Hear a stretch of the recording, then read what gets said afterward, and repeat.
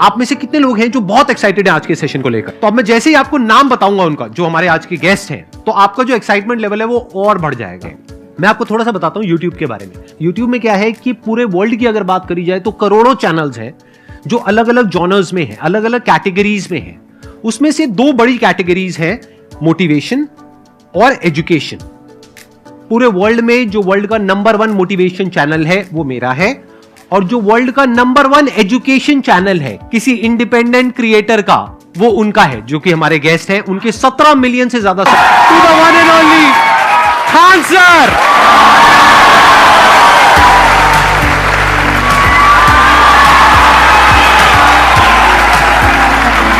क्या जी, कैसे हैं आप? इससे पहले कि ऑडियंस आपसे कुछ पूछे या इंटरेक्ट करे, मेरे माइंड में एक क्वेश्चन है आपके लिए जी। जो बच्चे हैं वो आपके इतने दीवाने क्यों हैं, इतने पागल क्यों हैं आपके पीछे? मतलब मेरे कमेंट सेक्शन में भरा पड़ा था, खान सर कब आएंगे, खान सर कब आएंगे। मतलब ऐसा क्या जादू कर दिया आपने बच्चों के ऊपर? ये सवाल हम आपसे भी पूछते हैं, हमारे पे भी इतना कमेंट आया, इतना मेरे तो ऑफिस में लोग चले आए कि सर कब जा रहे हैं। अच्छा। क्योंकि हम लोग का तो एग्जैक्ट है वही पढ़ाना है। हाँ। तो देखिए, हम लोग का मेन है कि बच्चों को जो जरूरत रहती है कि अगर लड़का पढ़ने आया रहा ना, उसके मन में कोई डाउट ना रह जाए। हम उसको कहते हैं कि हम तुम्हें पढ़ा रहे हैं, दम है तो भूल के दिखाओ, याद करके नहीं।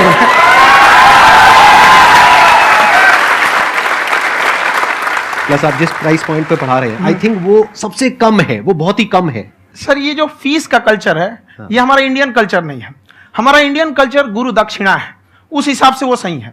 ऑक्सीजन जैसे जिंदगी के लिए जरूरी है, वैसे एजुकेशन जरूरी है। कोई ये नहीं कह सकता है कि पैसे की वजह से वो खान सर के यहां से लौट गया। क्या बात है।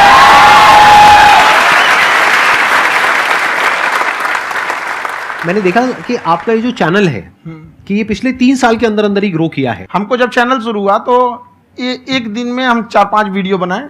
एक हमको कुछ आता, आज भी नहीं आता इतना, तो हम देख के कैमरा उमरा तो हम कंफ्यूज हो गए, बाप रे। तो हम एक ही दिन में वीडियो शूट किया, पढ़ाने वाला टॉपिक था हमको। उसके बाद कभी वीडियो नहीं, 6-7 वीडियो एक ही बार शूट कर लिए। और एक जो थे जिनका कैमरा वगैरह था, मेरे पास कैमरे भी नहीं थे उस टाइम, और कैमरा 35,000 का था। तो 6 महीना इसी में लग गया, जो 35,000 इसी में फंस जाएगा। तो उनके कैमरे से शूट किए, उन्होंने कोई चार्ज लिया, उसके बाद हम छोड़ ही दिए। लॉकडाउन लगा, तब हम कहें आप कैसे पढ़ाएंगे? वो तो 1 दिन 2 दिन करते करते अचानक लंबा हो गया। तब हमको याद आया कि ओहो, मेरा एक चैनल भी है वहां पे। तो उस समय उस पर लगभग 30,000 सब्सक्राइबर हो चुके थे। तो जैसे लॉकडाउन लगा तो उस पर पढ़ाना चालू किया, और पता नहीं क्या लोगों को पढ़ाई में इतना इंटरेस्ट आ गया कि आपका स्टाइल ऐसा है थोड़ा सा। आप आई थिंक पढ़ाई के साथ साथ में जो बीच बीच में आप थोड़ा बहुत छोड़ते रहते हैं ना, मतलब जो एंटरटेनमेंट चलता रहता है। ये बात हम देखिए, जब हम गुलाम थे ना, तो अंग्रेजों ने एक चाल चला था कि भारत को हम फिजिकली गुलाम रखेंगे 100-200 साल, मेंटली 1000 साल कर देंगे। उन्होंने पढ़ाई का मॉडल चेंज कर दिया। उन्होंने ऐसा डिजाइन किया कि ये टीचर की रिस्पॉन्सिबिलिटी है, वो पढ़ा के चला जाए। टीचर की रिस्पॉन्सिबिलिटी यहां खत्म नहीं हो जाती। पढ़ाना तो कोई भी पढ़ा सकता है, टीचर की इससे बड़ी रिस्पॉन्सिबिलिटी होती है उसे समझाना। वो समझा कि नहीं समझा। अगर लड़का आपके समझाने के बाद डाउट रह गया तो ये आपकी गलती है। लड़का हमसे पूछता है सर इतनी भीड़ है आपके पास, तो कहे सर डाउट कैसे पूछेंगे? हम कह रहे यार तुम्हारा डाउट बचेगा तब ना पूछेगा तुम डाउट यहां पर।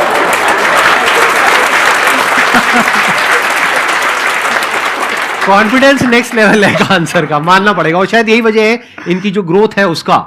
किसी ने शायद सपने में भी नहीं सोचा होगा कि पिछले 2 साल के अंदर अंदर जो आपके चैनल की ग्रोथ हुई है, जैसे आप खुद ही बता रहे हैं कि लॉकडाउन के टाइम पे आपके 30,000 के करीब सब्सक्राइबर्स थे, आज की डेट में 17 मिलियन है। और मेरा एक क्वेश्चन और है, इससे पहले कि ऑडियंस में से आपसे कोई क्वेश्चन पूछे, कि कई बार आप ऐसे भी टॉपिक्स टच करते हैं जो थोड़े से कंट्रोवर्शियल हैं या थोड़े से सेंसिटिव हैं, जिसके ऊपर बात करने की हिम्मत आई थिंक बहुत ही कम लोगों में है। तो आपको कभी ये नहीं लगता है कि कहीं ज्यादा तो नहीं हो रहा है, इसको थोड़ा रोक देते हैं, थोड़ा कम कर देते हैं? क्योंकि कोई लाइन ही नहीं है वैसे तो बोलने को, तो आप कुछ भी बोल दो, कितना भी बोल दो। हुई है कंट्रोवर्सी बहुत बार। एक्चुअली बचपन से हमको फौज में जाना था, और फौज वालों के लिए ये सब मायने नहीं रखता। उसको करना है मतलब करना है, तुम सामने कुछ भी रहो, डजंट मैटर।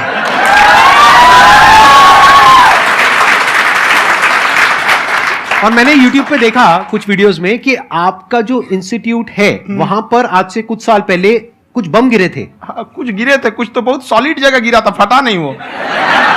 मतलब आपके आसपास? हाँ, बम को भी पता है कि टीचर की इज्जत किया जाता है। है, क्या बात है। मैं समझ पा रहा हूं कि ये आपके अंदर जो एटीट्यूड है ये कहां से आ रहा है, क्योंकि आप बचपन से ही फौज में जाना चाहते थे, तो आप जंग के मैदान में ही खड़े हैं एक तरीके से। बस फर्क ये है कि आपके हाथ में कलम है, हथियार ना हो करके। हथियार से एक आदमी की जान जा सकती है, हाँ। कलम से बहुत ताकत होता है। शिक्षा एक ऐसा हथियार है ना, हर कुरीतियों से लड़ सकता है, हर तरह की समस्याओं से। और ये एक ऐसा हथियार है, मेटल डिटेक्टर में भी नहीं पकड़ाता है।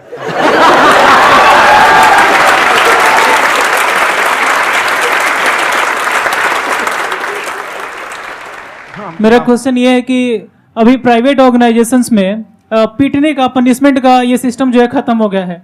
हम आपके वीडियो में देखे हैं सर कि आप एक बड़ा सा रोल रखे रहते हैं, पुलिस वाला लाठी है वो, पुलिस वाला लाठी है, और स्टेज पे बुला के बच्चों को उसी से धुनाई शुरू कर देते हैं मस्त एकदम से, है ना। तो सर मतलब कि बच्चे मतलब कि डरते नहीं है आपसे, और इस तरीके से कैसे कनेक्टेड हैं आपसे, है ना। और एक और क्वेश्चन सर, यूपीएससी का जो आप अपना बैच स्टार्ट करने वाले हैं, ठीक है, उसके बारे में बताइए सर, क्योंकि मुझे मतलब उस चीज को करना है सर, ठीक है। और संदीप सर को देख लिए, मेरा तो वैसे ही हो जाना है।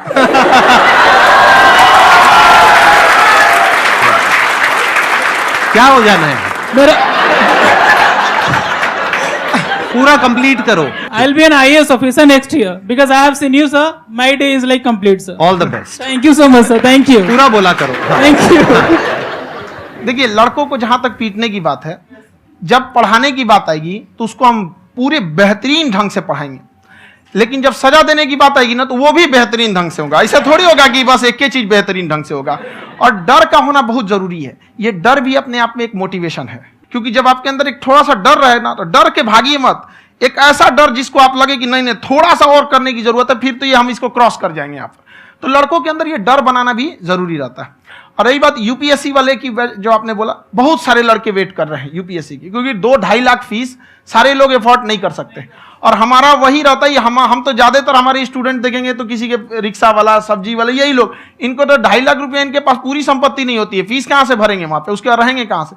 तो ऑल ओवर इंडिया से, कश्मीर से कन्याकुमारी तक, गरीब से गरीब भी लड़का उसको पढ़ सकता है। यही कुछ 1000 रुपये मंथली, 12-14 हजार साल का पड़ेगा, खत्म हो जाएगा इतना में।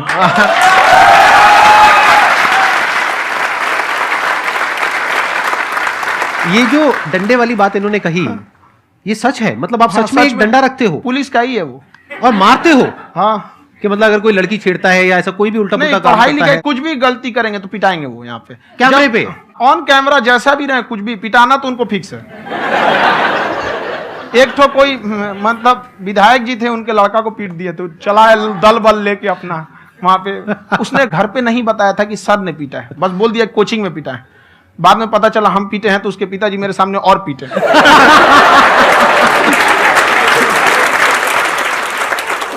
सर आपका सबसे बड़ा डर क्या है आप दोनों का? फौजी को डरे नहीं लगता है।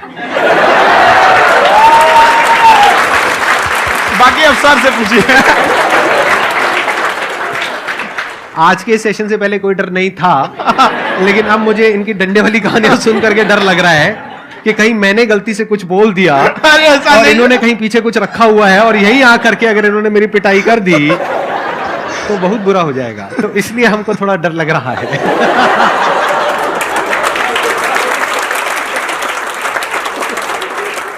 आपकी डेली कितने घंटे क्लासेस होती है? 6-7 घंटे। अभी भी खुद ही करते हो आप? हाँ, हमारे स्टाफ परेशान रहते हैं।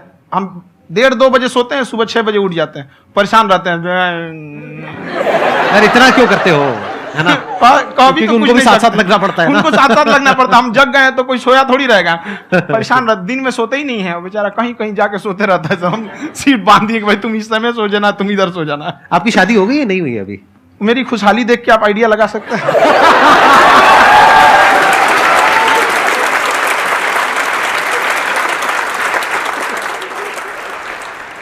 First of all I would like to say sir thank you so much to you and to your team कि आपने मुझे यहाँ आने का मौका दिया।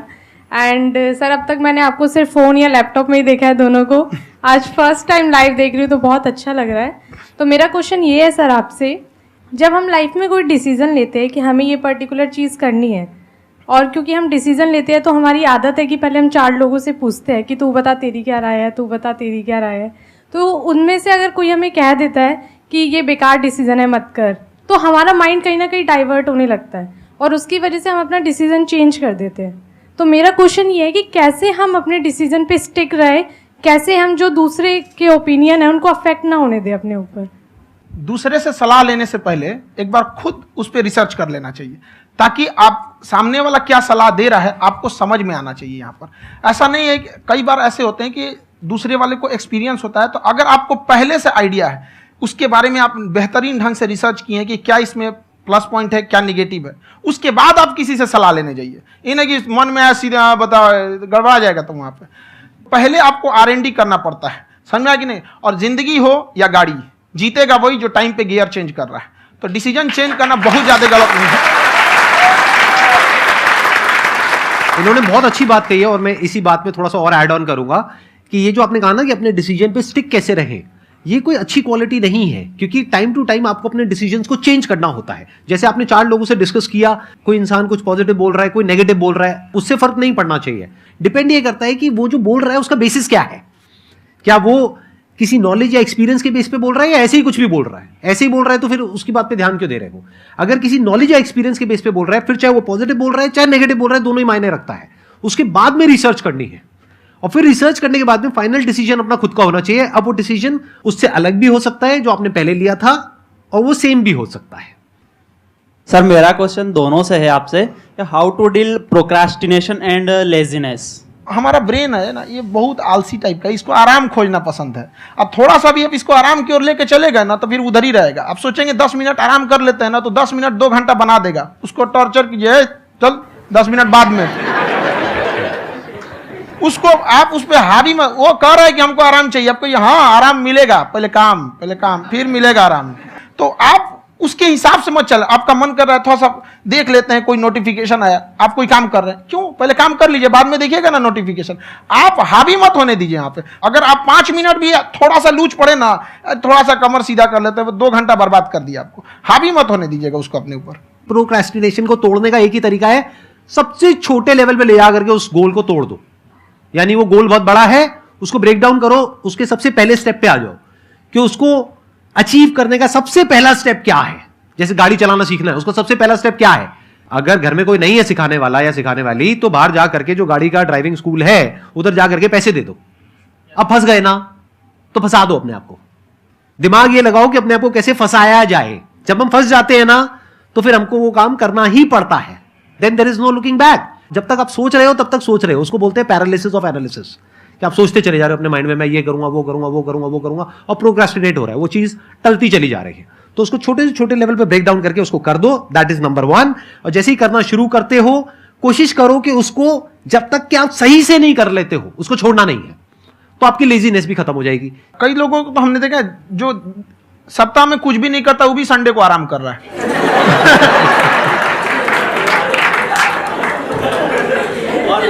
वैसे कहा भी जाता है कि अगर कोई काम आपको करवाना है ना तो ऐसे किसी इंसान को दो जो बिजी है। हाँ। ऐसे आदमी को मत दो जो खाली है। ये परफेक्ट एग्जाम। किसी को भी आप देखिएगा जिसको आप कहते हैं कि मतलब थोड़ा ठीक ठाक आप समझते हैं कि नहीं ये बहुत आगे निकल, वो एक काम को खत्म करने के बाद कभी आराम नहीं करेगा। एक काम खत्म हुआ उसको लगेगा हाँ एक खत्म हो गया, अब दूसरा करना चाहिए। और वही जिसको देखिएगा एक खत्म हो गया और आराम करना चाहिए, कभी नहीं, लाइफ में आखिरी सांस तक। सर यहाँ पे सब हिंदी में पूछते हैं, इंग्लिश में पूछते हैं, मैं भोजपुरी में पूछूं? जौन भाषा ठीक लगे तोने में पूछ दो। हाँ सर।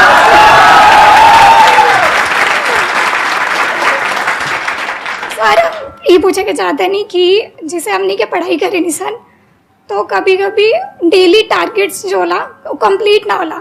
अगर टारगेट्स कंप्लीट भी होला तो फिर ऐसा इरिटेशन या फिर वो एंजाइटी या फिर कि और करना है या फिर अभी नहीं हुआ, वो चीज़ हमेशा रहेला। तो वो कम कैसे करल जाए? देखिए टारगेट्स को ना हम लोग को एक अपने हिसाब से पहले फिट करना चाहिए। ऐसा नहीं कि दूसरे किसी इंसान को देख के हम टारगेट फिट कर ले। कोई लड़का 8 घंटा पढ़ रहा है, कोई पहली बार अभी पढ़ना ही चालू किया, उसको देख के 8 घंटा पढ़ेगा तो पढ़ाई छोड़ देगा। तो आप अपनी क्षमता के हिसाब से देखिए कि आप कितना पढ़ सकते हैं। अगर आपने एक घंटे को बना लिया कि हम 1 घंटा पढ़ सकते हैं, अगले 1 हफ्ते तक उसको सस्टेन रखिए। जिम में कैसे करते हैं लोग, पहले दिन उठा लीजिएगा 1 क्विंटल तो हार्ट अटैक हो जाएगा। तो वो धीरे धीरे टारगेट सेट कीजिए और अपनी क्षमता को भी देखिए। हर इंसान की क्षमता अलग है। कंगारू को देख के हाथी छलांग मारेगा, पैर तोड़ के बैठ जाएगा।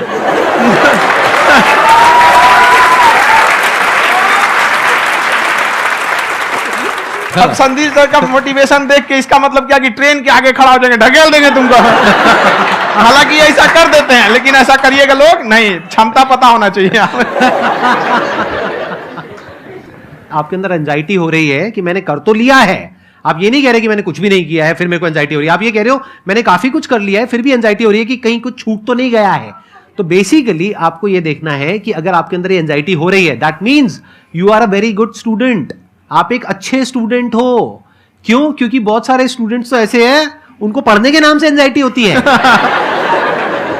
तो आपको एंजाइटी हो रही है कि मैंने पढ़ लिया, दिन में मानो 8 घंटे का आपने टारगेट सेट किया और 6 घंटे पढ़ लिया, या मान लो 8 घंटे भी पढ़ लिया, फिर भी एंजाइटी हो रही है कि मैंने 10 घंटे नहीं पढ़ा। तो ये तो अच्छी क्वालिटी है ना, ये तो एक ब्रिलियंट स्टूडेंट की क्वालिटी है, क्योंकि एंजाइटी उसी को होती है जो केयर करता है, जिसको परवाह है, उसी की तो एंजाइटी होती है। जैसे माँ को अपने बच्चे की, जैसे एक माँ को अपने बच्चे को लेकर के एंजाइटी होती है। हंस लो मजाक उड़ा लो मेरा। कोई बात नहीं, एडिट कर देंगे इसको हम। हाँ।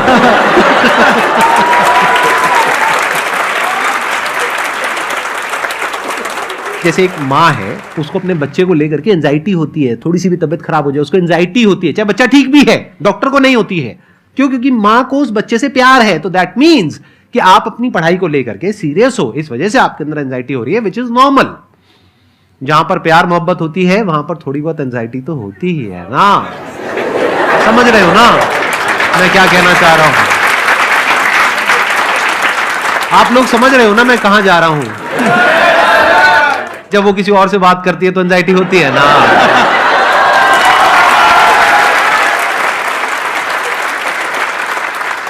सर आपकी स्टोरी हमने सुनी थी, तो एक टाइम आया था जब आप गंगा किनारे जाके बैठ गए थे, उस समय आपको कुछ समझ नहीं आ रहा था, तो उस समय मतलब आपने ये डिसीजन कैसे लिया कि अब आगे नहीं, यहाँ से अब वापस जाना है? रास्ता ही नहीं था।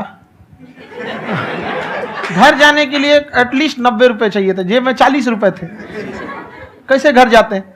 और हम गंगा के किनारे चुपचाप बैठे बैठे हम कहें कि अब बहुत टेंशन हो गया, अब घर जाना चाहिए। रूम पे तो किराए के रूम पे ही आदमी सारे लोग रहते, गए वहां पे तो रूम लॉक हो गया था। तुम खटखटाए तो ऊपर से गुस्सा से बोले जो ऑनर थे, क्या टाइम हो गया है? तुम कहीं 9-10 बज रहा होगा, घड़ी देखिए तो 2 बज रहा था, रात का 2-2:30 बज गया था वहाँ। टेंशन में आप तो होता है, कई बार ऐसा समय आएगा कि लगेगा जैसे आप कुछ नहीं हो सकता है, तो इससे घबराना नहीं है। कभी कभी गुच्छे की आखिरी चाबी भी ताला खोल देती है। जो बातें आपने बताई कि घर में प्रॉब्लम्स ये वो, ये तो बहुत लोगों ने फेस करी वहां पर, आप अकेले नहीं है, बहुत लोगों ने ये प्रॉब्लम्स फेस करी, बहुत तरह की प्रॉब्लम्स देखी, बहुत तरह की स्ट्रगल्स देखी, लेकिन वो सब इतने कामयाब नहीं हो पाए जितने कि आप हुए। तो आपके अंदर ऐसा कुछ ना कुछ है जो औरों के अंदर नहीं है, तो वो मैं जानना चाह रहा हूं कि वो ऐसा क्या था जहां से कि आपका दिमाग यहां तक सोच पा रहा है कि मैं पूरे इंडिया में इतने बड़े लेवल का चेंज लेकर के आ सकता हूं, एजुकेशन फील्ड में रेवोल्यूशन लेकर के आ सकता हूं। ये सोचना ही बहुत लोगों के बस का नहीं है। मेरी एक खुद की थिंकिंग, अगर हमको कोई 100 रुपए किसी काम के लिए दिया, हम सबसे यही कहते हैं, तो हम कोशिश करते हैं उसे 200 का रिटर्न दे।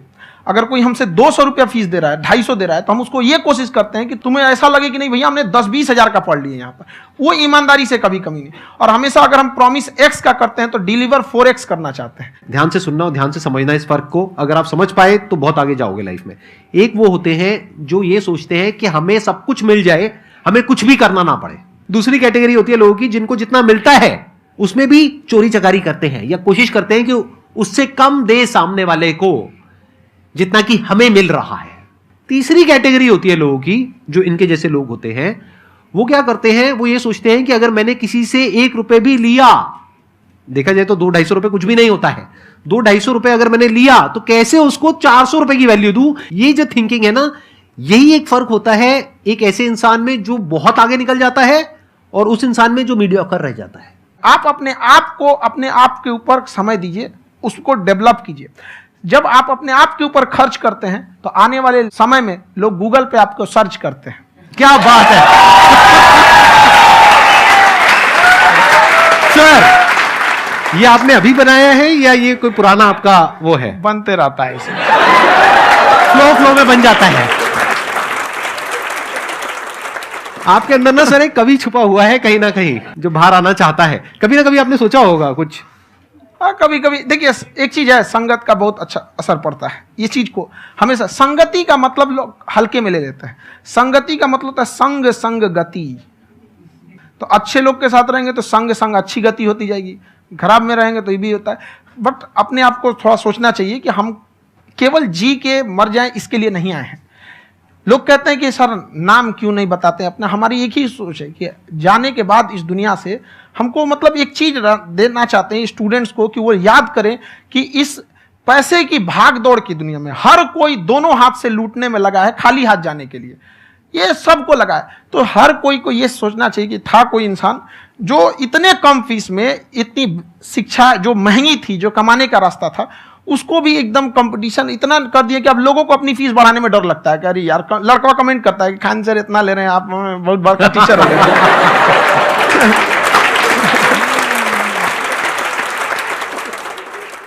खान सर की एक क्लिप है, ये समय और समझदारी में बहुत फर्क होता है। अगर समय रहते समझदारी आ गई तो इंसान कामयाब हो गया, लेकिन अगर समय चला गया फिर समझदारी आई फिर तो बेकार है। तो सर मतलब कुछ आपको ऐसी चीज़ लाना चाहिए जो मतलब बच्चों जो तैयार हो रहे हैं उनको ये चीज़ें मतलब एंड टाइम पर दिखे। समझ रहे आप मेरी बात? नहीं समझ?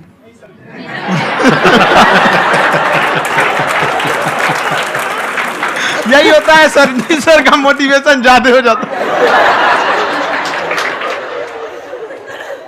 जब आप स्ट्रगलिंग फेज में हैं तो कम से कम चीजों को अपने ऊपर खर्च कीजिए, ज्यादा से ज्यादा सीखने में खर्च कीजिए। अगर आपको राजा बनने का शौक है तो गुलाम की तरह मेहनत करना सीखिए, तब राजा बनेंगे।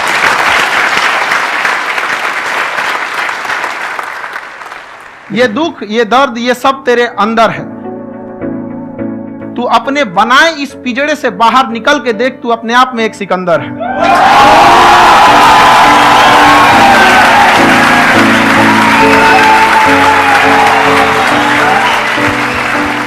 Thank you so much sir for coming.